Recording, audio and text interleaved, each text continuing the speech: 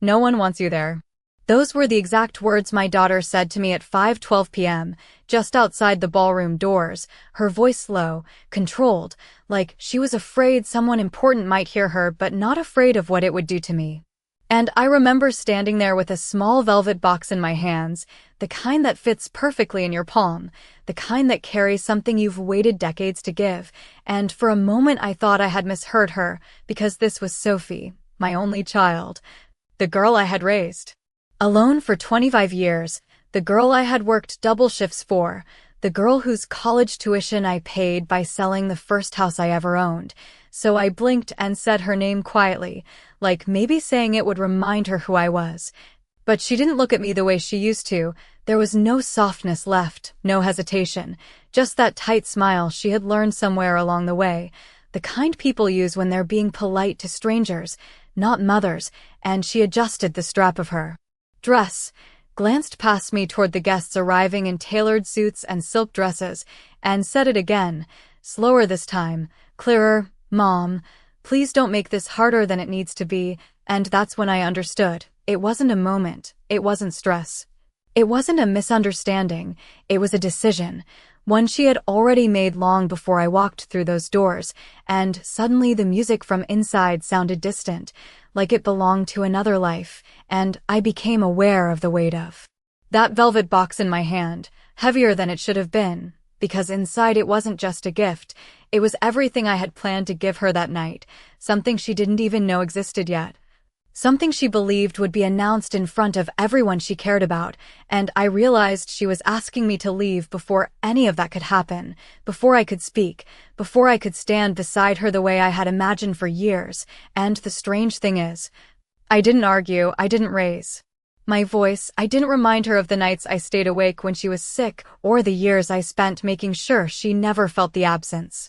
of a father who walked away. I just stood there for a few seconds longer than I should have, long enough to see that she wasn't going to change her mind, long enough to understand that in her version of this night, I didn't exist, and then I nodded. Because dignity sometimes looks like silence, and I turned around and walked away from the ballroom, from the lights, from the life I thought I was about to step into, and I got into my car at exactly 5:12 p.m., placed the velvet box on the passenger seat, and told myself that whatever happened next would be theirs to carry. But by 7:03 p.m., there wasn't a single guest left inside that ballroom, not one, and the night Sophie had spent months planning, the night she said I didn't belong in, had already begun to fall apart in a way no one there could understand yet, not even her. I drove for exactly 12 minutes before I pulled over, not because I was lost, but because I needed the silence to settle into something I could think inside of, and I sat there with both hands still on the steering wheel, the engine running, the air conditioning humming softly like nothing in the world had just shifted, and I kept replaying her voice in my head, calm and certain, as if removing me from her life was just another detail on a checklist she had already completed. And for a brief moment I allowed myself to imagine going back, walking through those doors anyway, forcing my way into a place I had every right to be. But that thought passed as quickly as it came, because I have lived long enough to know the difference between being invited and being tolerated, and I refused to spend another second begging for a seat that should have been mine without question. So instead I reached over and picked up my phone, the same phone Sophie had called 100 times when she needed help, advice, or money, and I scrolled to a contact I had not used in months, not because I had forgotten, but because I had hoped I would never need it again. And when he answered, his voice was steady, professional, unchanged by time. I did not waste words. I simply gave him the time, the location, and one sentence. That explained everything without explaining anything at all, and there was a pause on the other end, not confusion, just recognition, like he understood exactly what that sentence meant, and then he said he would take care of it. And I thanked him before ending the call, placing the phone face down on the seat beside that velvet box, and for the first time that evening I felt something other than hurt. It was not anger, not even satisfaction, it was clarity.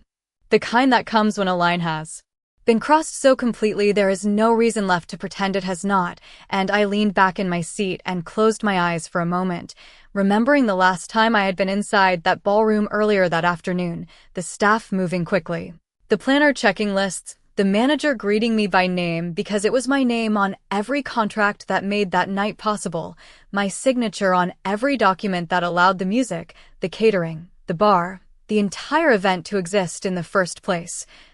And I had stood there quietly while Sophie moved through the room like it already belonged to her, never once looking back to see who had built it for her, and now I sat in my car just a few miles away, listening to the faint vibration of my phone as notifications began to appear one after another, not messages from Sophie, not yet, but from numbers I recognized all too well, and I did not pick them up right away. I let them come, let them stack. Because whatever was happening inside that ballroom now was no longer something I needed to witness to understand, and when I finally opened my eyes, I looked at the clock on the dashboard, 6:41 p.m., and I knew it would not take much longer. Because events like that do not unravel slowly when the foundation is removed. They collapse all at once, and somewhere across the city, under those bright lights and carefully arranged flowers, the night that had no place for me was already beginning to lose everything that was holding it together. People like to think moments like that happen suddenly, like a single sentence can undo a lifetime, but the truth is it never starts in one place. It builds quietly over years in things you choose to ignore. Because you love someone too much to see them clearly, and sitting there in my car, watching the time move forward without me, I realized that this night did not begin at that ballroom door. It began decades earlier when Sophie was just 8 years old, sitting at our small kitchen table in a 2-bedroom apartment I could barely afford,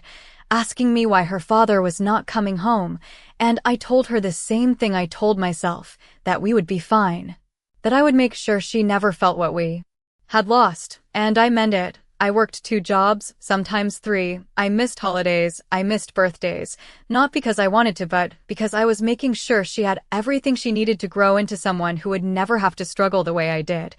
And every time she succeeded, every time she brought home a report card with perfect grades or called me from college to tell me about a new opportunity, I told myself it was worth it, every sacrifice, every exhausted night, every bill I paid. Instead of buying something for myself, I told myself this is what being a mother means. You give and you do not keep score, and for a long time Sophie seemed to understand that. She would hug me, thank me, tell her friends how strong I was, how I had done everything alone, and I believed that bond would last, that it was unbreakable, but somewhere along the way things began to shift in ways that were so small I almost convinced myself they did not matter. She stopped calling as often. Then she started correcting me in front of people, little things at first, the way I spoke, the way I dressed, the way I told stories about her childhood as if those memories embarrassed her instead of grounding her, and I laughed it off because I thought it was just distance, just adulthood, just her building a life that did not revolve around me anymore, which is what I had wanted for her all along. But then came the bigger moments, the ones that stay with you longer than they should, the time she introduced me at a dinner as if I were a distant relative instead of her mother, the time she told me not to bring up certain parts of her past because they did not fit the image she was trying to create, and I remember standing there, smiling for her sake, telling myself it was just the way things change, that love does not always look the same as it did before. And when she told me about the event tonight, the one I had just walked away from, she spoke about it like it was the most important night of her life, and I listened. I supported her. I wrote checks when she needed them, signed papers when she asked, never once questioning why my role in it all seemed to grow smaller the more I gave, because I thought in the end it would come back to what it always was, a mother standing beside her daughter, proud, present, and unquestioned, but sitting there now, with the sound of my phone still lighting up beside me and the memory of her words echoing louder than anything else, I finally saw the pattern for what it was, not distance, not change, but a slow, deliberate rewriting of who I was allowed to be in her life. Until tonight when she made it official with a single sentence that left no room for misunderstanding, and for the first time in a very long time, I stopped trying to explain it away. The velvet box was still sitting on the passenger seat where I had left it, untouched, closed. waiting for a moment that no longer existed, and after everything that had just happened, I finally reached over and picked it up, turning it slowly in my hands like I was seeing it for the first time instead of the 100th, because this was never meant to be just a gift, it was supposed to be a statement. Something I had spent months preparing quietly while Sophie was busy planning her perfect night. Something she believed would come with applause, cameras, attention, the kind of moment she had carefully built her life around, and I opened it just enough to see the contents again, not because I had forgotten what was inside, but because I needed to remind myself why I had held on to it for so long. Inside was not just something valuable, it was something that carried weight beyond money, something tied to years of decisions, signatures, and choices I had made long before tonight ever appeared on a calendar, and I remembered sitting in a quiet office 3 months ago across from a man who had known me for over a decade, a man who never asked unnecessary questions but always listened carefully when I spoke. And I had told him I wanted everything structured properly, clean, legal, unquestionable, because I believed I was preparing something meaningful for my daughter, something that would secure her future in a way she would never have to worry about. And he had nodded,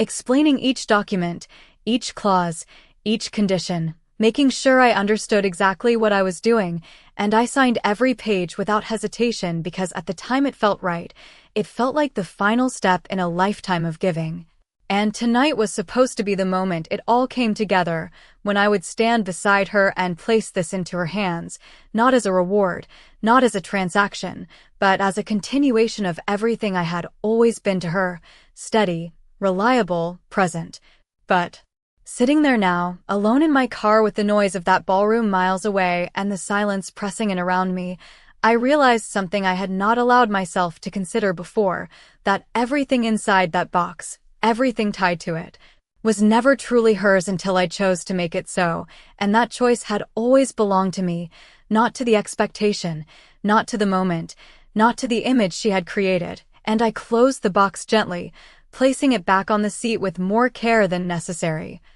Because suddenly it did not feel like something waiting to be given, it felt like something that had just been returned to me, and as my phone lit up again with another incoming call, the screen flashing a name I knew all too well, I let it ring. Not out of hesitation, but because for the first time that night, I was not reacting, I was deciding, and whatever was happening inside that ballroom now, whatever confusion or frustration was beginning to surface, it was no longer mine to fix, because the moment she asked me to leave, she had unknowingly stepped away from something she never even realized was still within her reach. The call that finally broke through was not from Sophie, it was from Liam, the event planner, and I recognized his name immediately because he had been the one coordinating every detail for the past 6 months, the one who smiled too much and reassured Sophie that everything would be flawless, and I let it ring twice before answering. Not out of hesitation, but because I already knew the tone I was about to hear, and when I picked up, his voice was no longer polished or controlled, it was tight, careful, the kind of voice people use when something has gone wrong and they are trying to fix it before anyone important notices, and he did not waste time with greetings. He went straight to my name, asking where I was, asking if I could return to the venue, and for a moment I said nothing. Because I wanted to hear how he would explain it, how he would frame the situation now that the foundation had started to shift beneath him, and he cleared his throat before continuing, explaining that there had been an issue with the final authorization, that the venue manager was asking questions, that certain services were being paused until everything was confirmed, and I could hear the noise in the background, not music, not celebration, but movement, confusion. The low hum of people trying to understand why something that was supposed to run smoothly had suddenly stopped, and I asked him one question, just one, whether Sophie had told him to call me, and there was a pause long enough to answer everything I needed to know, because when he finally spoke again, his voice softened, just slightly, and he said they needed me there to resolve things quickly, and I almost smiled, not because it was amusing, but because it was familiar, this sudden recognition of my importance only after it had been dismissed. And I leaned back in my seat, looking at the dashboard clock as it ticked forward. each second widening the distance between what they had planned and what was actually happening, and I told him calmly that I would not be returning, and there was another pause, longer this time, heavier, because now the situation was no longer uncertain, it was real, and he asked if there was anything he could do, anything at all, and I thought about that question carefully. Because for years I had answered it without thinking. I had fixed things, solved problems, stepped in whenever something became inconvenient for someone else. But tonight was different. Tonight I understood that stepping back was not neglect, it was clarity. And I told him there was nothing he needed to do, that everything was already in motion, and I ended the call before he could respond, placing the phone down once again as it immediately began to vibrate with new notifications, new attempts to reach me, but none of them mattered anymore, because whatever was unfolding inside that ballroom was no longer a misunderstanding waiting to be corrected, it was a consequence. And consequences do not reverse themselves just because someone finally realizes what they have lost, and as I sat there, watching the sky darken outside my windshield, I knew that inside that room, under the lights that were meant to celebrate something perfect, the truth was becoming impossible to ignore, not just for Sophie, but for everyone who had believed that I was optional, replaceable, or easy to remove, because the one thing they had all overlooked was the simplest thing of all. That everything they were standing on had always been built on something they never thought to question, and now that it was gone, there was nothing left to hold it together. By the time the next call came through, I already knew it would be her, and I let it ring longer than I had let any of the others, not because I was trying to make a point, but because I needed to hear her voice without the version of her I had been holding onto for years, and when I finally answered, there was no greeting, no hesitation, just my name spoken quickly, sharply, like it was something she had not planned to say tonight. And behind her voice I could hear everything that had replaced the music, people talking over each other, footsteps moving too fast, the kind of noise that only exists when something is going wrong in a room that was supposed to be perfect. And she asked me where I was, not in the tone of someone checking in, but in the tone of someone trying to locate a solution, and I closed my eyes for a moment before answering, giving her the simplest truth, that I was not there, and there was a pause on the line, shorter than I expected, because she did not ask why, she did not apologize, she did not even acknowledge what she had said to me earlier.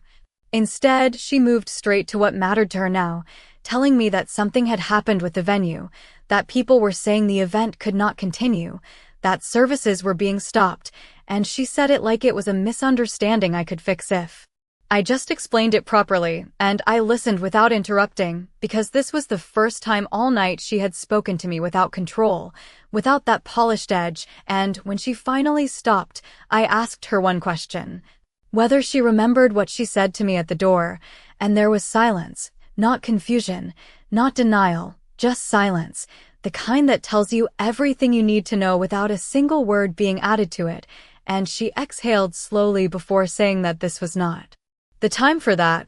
we needed to focus on what was happening right now, and that was the moment everything became clear in a way it never had before, because even now, even with everything unraveling around her,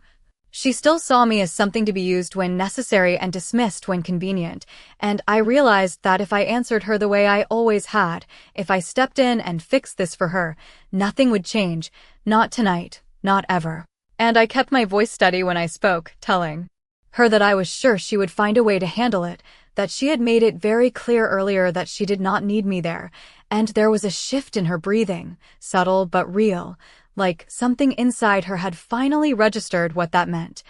And she said my name again, this time slower, not as a command but as a question, and for a second I thought she might say something different, something that reached back to who we used to be, but she did not. She asked me what I had done, and I almost smiled at that, not out of satisfaction but because of how predictable it was, the assumption that I had acted against her instead of simply stepping back. And I told her the truth, that I had not done anything to her, that I had only removed myself from something I was told I did not belong in, and there was nothing she could say to that, because it was exactly what she had asked for. And as the noise behind her grew louder, more urgent, I understood that the night she had built so carefully was no longer something she could control, and for the first time in a very long time, neither was I. The next call did not come from Sophie or the planner, it came from David Morrison, and I answered it immediately because when he calls, it means something has already been set in motion beyond conversation, and his voice was calm. The same measured tone he always used when explaining things most people only understand after it is too late, and he confirmed what I already knew without asking for permission or offering reassurance. He told me the venue had formally suspended the event due to a breach in the contractual agreement, specifically the absence of the primary account holder required for final authorization, and that without that authorization, several critical services could not legally continue, including the alcohol service, the contracted entertainment, and the extended use of the ballroom beyond the initial hour, and I listened quietly, not because I needed the explanation, but because hearing it stated so clearly removed any remaining doubt about what was happening inside that room, and he continued, explaining that the management had attempted to reach me multiple times before proceeding, that they had followed protocol exactly as outlined in the agreement I had signed, and that from a legal standpoint, everything was being handled properly, no assumptions, no shortcuts, just the consequences of a condition that had not been met, and I asked him one question, whether anyone had tried to override the contract or proceed without authorization. And he said, there had been an attempt, informal at first, but the venue declined, citing liability and compliance, and I nodded even though he could not see me, because that was exactly why I had structured everything the way I did, not out of suspicion, but out of clarity. Understanding that when something matters, it needs to be protected by more than good intentions, and as he spoke, I could almost picture the scene unfolding, the staff stepping in, the manager explaining policies, the planner trying to regain control, and Sophie standing there in the middle of it all, realizing for the first time that the night she thought she owned was never entirely hers, and David paused before adding one more detail, that the trust documentation I had prepared remained untouched, unannounced, and fully under my control, exactly as intended, and there was something in the way he said it that made it clear he understood the weight of that choice without needing me to explain it, and I thanked him for the update, for handling everything with the same precision he always had, and before ending the call, he said something I had not expected, not advice, not instruction, just a simple observation, that moments like this often reveal more than years of conversation ever could, and I let that sit with me after the line went quiet, because he was right, nothing that had happened tonight was sudden, it was simply the first time everything had been stripped down to what it truly was, and as I looked at the dashboard clock again, now well past 7 o'clock, I knew that inside that ballroom, under the lights that were never meant to go dark, the truth was no longer something anyone could ignore, not the guests who were quietly leaving, not the staff who were closing things down, and not the daughter who had believed she could remove me without losing anything in return, because what was happening now was not chaos, it was structure, it was the result of every signature, every condition, every decision I had made long before tonight, and for the first time in years, I was not reacting to it, I was simply allowing it to unfold exactly as it was meant to. By the time I finally started the car again, the sky had gone completely dark, and the glow from the city lights reflected faintly across the windshield as I pulled back onto the road, not in a hurry, not chasing anything, just moving forward in a way I had not allowed myself to in years, and I did not need to be inside that ballroom to know exactly what it looked like now, because I had spent enough time there earlier to picture it clearly, the tables still set, the centerpieces untouched, glasses half-filled and abandoned, and the music that had once filled the room replaced by the quiet shuffle of people gathering their things, whispering to each other as they tried to make sense of what had just happened, because events like that do not end with announcements, they dissolve slowly at first and then all at once, leaving behind questions no one wants to ask out loud, and somewhere in the middle of that room, Sophie would be standing still, not because she chose to, But because she did not yet understand how to move forward when something she believed she controlled had slipped completely out of her hands, and I imagined the planner speaking to her in low tones, trying to explain policies, contracts, procedures, words that would sound hollow in a moment that was never supposed to include them, and the venue manager standing nearby, professional, composed, repeating the same explanation he had likely given dozens of times already, that without proper authorization the event could not continue, that everything had been handled according to agreement, that there was nothing more they could do, and for the first time that night, Sophie would have nothing to say that could change it, no request, no insistence, no expectation strong enough to override something built on structure instead of assumption, and I wondered if she remembered the exact moment she asked me to leave, if she could hear her own words the way I still could, or if they had already been replaced by the urgency of what was happening now. And as I stopped at a red light, I glanced at my phone again, the screen filled with missed calls, messages, notifications from numbers that had not reached out to me in months, some of them from people who had been inside that room tonight, people who now suddenly remembered my name, and I did not open any of them, because their timing said more than their words ever could, and when the light turned green, I drove on without hesitation, leaving the noise of that night behind me, not because it no longer mattered, but because it no longer defined where I needed to be, and somewhere behind me, in a room that had been carefully planned down to the smallest detail, the final pieces were being packed away, the lights dimmed. The doors closed earlier than anyone had expected, and what was left behind was not just a cancelled event. It was a realization, one that could not be undone or explained away, because for the first time, everyone there had seen exactly what happens when something built on one person's presence continues without it, and for Sophie, the part that would stay with her long after the room was empty would not be the inconvenience or the embarrassment. It would be the understanding that the one person she believed she could remove without consequence was the same person who had made everything possible in the first place, and that truth, once seen, does not disappear just because the night is over. The house was quiet when I walked in, the kind of quiet that does not feel empty but settled, like something has finally been put back where it belongs, and I placed my keys on the table, the same place I had placed them every day for years. And for the first time that night there was no urgency following me through the door, no phone ringing, no voice asking me to fix something that was never mine to carry in the first place, and I set the velvet box down carefully, not on a pedestal, not in a place of importance, just on the table beside everything else, because whatever it had meant before, whatever moment it had been waiting for, that moment had already passed, and I did not need to replace it with anything new. I simply needed to leave it where it was, untouched, unchanged, until I decided otherwise, and I walked into the kitchen, poured myself a glass of water, and stood there for a few seconds longer than necessary, listening to the stillness of a home that had seen every version of my life, the years of struggle, the quiet victories, the long nights that no one else remembered but me, and as I leaned against the counter, my phone lit up again, her name on the screen this time, clear, direct, unavoidable, and I looked at it without reaching for it, because I already knew what was waiting on the other side of that call, not an apology, not understanding, but questions, confusion, the need to make sense of something she had never taken the time to understand before.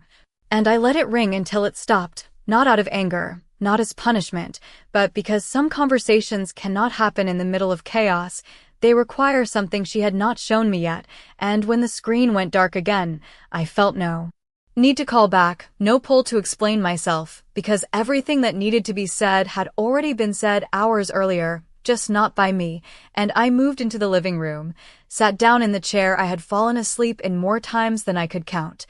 and let the weight of the day settle without trying to push it away, because for years I had carried a version of this relationship that no longer existed.